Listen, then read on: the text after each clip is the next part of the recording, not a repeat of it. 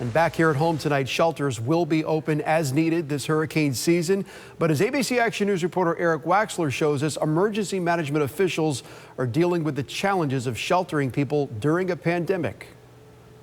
Hundreds of people filled up shelters when Hurricane Irma headed our way 3 years ago. Those shelters will be ready again, but with many changes because of the COVID-19 pandemic. In Pasco County, Andrew Fossa recently took over as emergency management director.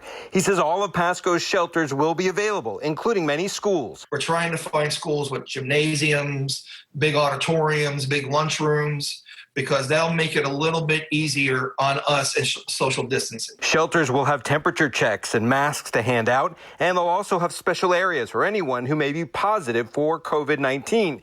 There will be a special shelter for those who already tested positive and are registered with the health department. So they will be able to evacuate to a place that we can keep them contained and away from the general population that are not positive. More than 500 hotels around Florida have agreed to be available to be used as shelters. In Pasco, they could be for first responders who test positive, and an unnamed resort could be a shelter location too. In the event that we really have to start moving people around, we'll start looking at shelters of last resort. We'll start looking at opening additional schools.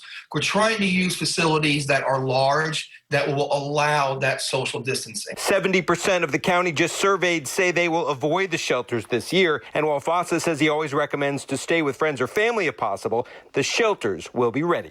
In Pasco County, Eric Waxler, ABC Action News.